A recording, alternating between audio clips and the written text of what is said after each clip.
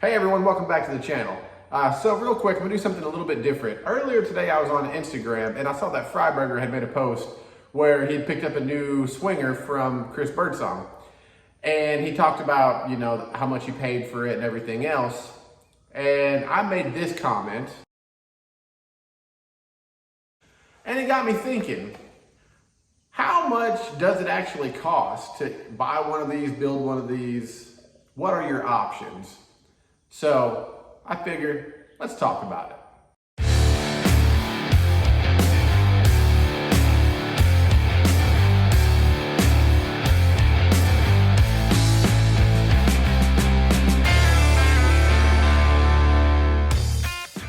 Okay, so let me give you example number one. This is a 75 and it only has a slant 6. Now, if you're not super well versed in these A-body mopars, and I'm definitely no expert, but once you get to 73, you get the beak nose. Well, once you get to 75, you get the kind of granny looking rear end, and not a lot of people like them. And again, it's got the slant 6 in it. So if you're wanting to hot rod one of these, if you buy something with a slant, well, now you got to find either a small block or a big block that you can build and put in it. So you have to start asking yourself, what is my budget, right? Are you like me and you say my budget doesn't exist and we're just going to continue to buy as we need parts and buy as we have ideas? Or are you someone who has saved away money and you have $12,000 to play with, which it is a lot of money to build a car, especially one like this, if you get it at the right price. So what is the right price? Well, I got this one for like 1,100 bucks. And if you remember the engine, it had like half an engine, no fuel tank, no exhaust. I mean, I was missing a bunch of parts, but it was a roller. I had no drive shaft. The interior was garbage. And a lot of the stuff that I needed, to source for this, I had to pay for either on eBay, from friends, whatever. So then I started thinking, well, what's the used parts market like for these A-bodies? So let me show you, and this is just real quick, let me show you a couple of things that I found if you need something like a door or a fender, whatever it is. So check this out. So there's some available parts, right? Like if you do a little bit of wheeling and dealing, go to car shows, go to, your local Cars and Coffee, maybe somebody there selling something, go to swap meets, whatever. You can source parts for cheap, even if you have to kind of put a little bit of work into it, right? Sand it down, maybe a little skim coat of Bondo, what have you. But you have another option too. Say you can't afford a 2-door. Maybe you want to get into a crew cab, right? There's 4-door options that are available, and most of the time they are way more complete, than a 2-door. And usually, I did a quick search and I found a pretty good starter, 4-door car for under $5,000. But let's say you want to find a car, a 2-door, that's very, very complete. Maybe it has air conditioning, all the components are there. Maybe it's a small block, and the person says that it runs and drives. So what are you gonna get for your money that way?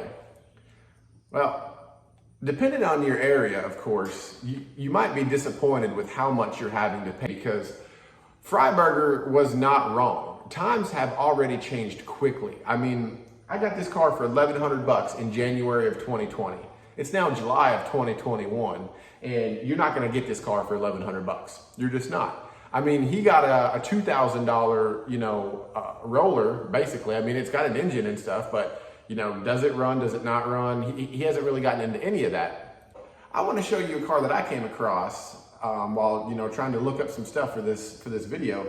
And I was absolutely mind blown at how much this person wanted for this car compared to what it looked like. It's not in good shape. It's on small tires. There's nothing special about this car.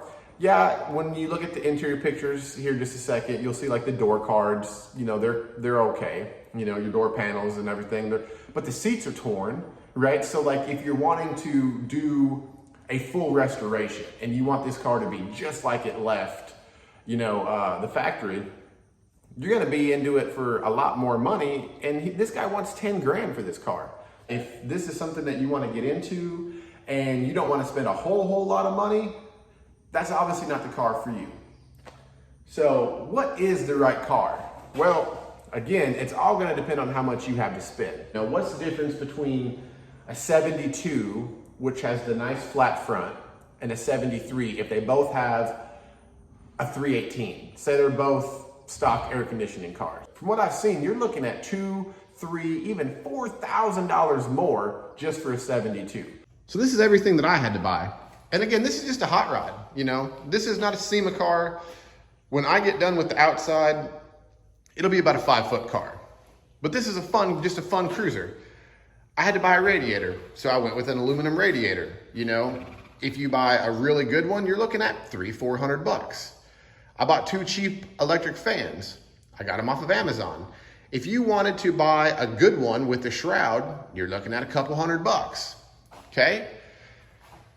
I rebuilt the engine. I stripped it down. I replaced everything brand new. That's a brand new water pump, even though the paint up there is chipping off, you know. This right here is brand new. My alternator is brand new. Brand new fuel filter, fuel regulator, fuel gauge. Inside the engine itself, I put a brand new oil pump, brand new oil pickup tube. It's got new bearings. I bought a brand new carburetor, carb spacers. Believe it or not, I bought that master cylinder brand new, but it's leaking. I got to replace it. Had to buy a battery. Went to Walmart, got a cheap battery. I mean, realistically speaking though, you know, valve covers, got those. The breather, got those. I had to get new spark plug wires because the ones that were on the car were absolutely shot. I had to buy a new coil. I had to buy my dipstick tube, my fill tube and dipstick for my transmission. And this is just in the engine. I got a low car kickdown cable and the low car throttle cable kit, right? Just an engine, and I didn't even buy the best of the best, the cream of the crop. I mean, I've got well over $1,000 just in this, and I did all the work myself. New thermostat. I mean, this stuff adds up quickly. Little bypass hose, needed that, didn't have it. The upper radiator hose, needed that, didn't have it. The lower radiator hose, needed that, didn't have it. The ballast resistor, had to have it. The wiring harness, that's brand new. The car didn't have one, it was all chewed up, had to have it. The wiper motor, that was brand new, had to have it. Literally, I bought every single thing in here, all brand new. So inside, right? I mean, let's talk inside. I'm doing this on a, like, for me, this is a budget car, right? So I took the seats that I had, I cleaned them up, made it better. I didn't have a shifter, right? I mean, there was none of the linkage or nothing, so I bought a B&M ratchet shifter. I bought a cheap AutoZone, where we at? Steering wheel, because the big one that comes on it, it's not cool, right? It's huge. I made my own set of gauges, I've been redoing the dash myself, put in a cheap radio myself. Door panels, I did those myself. Wheels, bought those from Just Mopar Joe. Drove all the way to his house to pick them up, and then I spent about $50 in wheel paint and polish and stuff to clean them up, repaint them, make them look nice. Brand new tires all the way around because had to have it. You know, I added the Go Wing on it, had to have it. I got speakers for the rear. I'm gonna make my own package trade to save money. But the point I'm trying to get y'all to understand, and that, well, let's look at this. That was my $100 eBay hood scoop.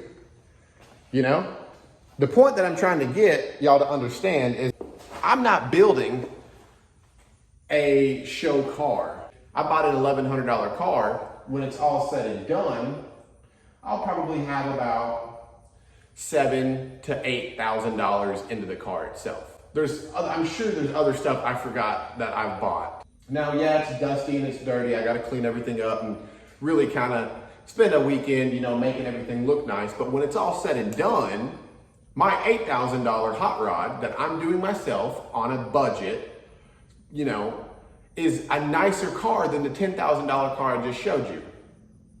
So how much does it cost to build an A-body? I would say, and this is my honest assessment based off of the last year and a half and what I've spent, what I've done, what I've seen.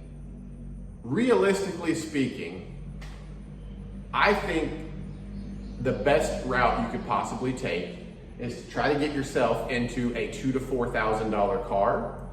And so long as you have an engine that you can rebuild or build, depending on what you're trying to get out of it, I would say easily you're looking at another $3,000 to $5,000. Truly. Now, if the car is in much better shape, maybe you find that estate sale and you pick one of these up for, $2,500 and it's like cherry, you're lucky. I wholeheartedly believe this. You should expect that from the time you have the money to buy it until you have a car that you're driving down the road with, I would say you're $10,000. And that's if you paint it yourself, if you have all the tools. I won't even talk about all the tools I've had to buy. I mean, I've got about $1,000 in tools that I've purchased that I need just to do work on the car. So if you don't have the tools, if you don't have the shop, it's not going to be as easy. Now, the thing about these cars is they were kind of a gym. When you think of Mopar, at least for most people, you think of the Challenger, you think of the Charger. Not a lot of people think about the Dodge Dart Swinger. When somebody sees one, I got people that I know that are in their 60s and their 70s, right? And they see me building the car, they say, I remember when my aunt had one. I remember my uncle, I remember my mom. Like, that's what you hear, but you don't ever hear like, I remember when I took mine to the drag strip and I was, running 8s with a, huge motorhome 440 or, something like that, right? But believe it or not, when you build these, if you do it right, if you take your time, there's so much that you can buy for these cars. You want to upgrade your suspension, that's available, right? And it's available to where you can do it as nice as you possibly can imagine. Your rear end, you have a tremendous amount of options, Anything that you want to do can be done to these. And realistically, someone with basic automotive knowledge and someone who's willing to take the time to make a mistake and then redo their work on some things, you can do it yourself. That's all I got for that, guys. If you're trying to get into this and you were honestly trying to figure out how much am I going to be looking at, I hope this gives you a little bit of clarity. Hope it gives you maybe even some ideas or let you know, you can do this. It is achievable. So with that being said, hope you all have a great week. See you next time.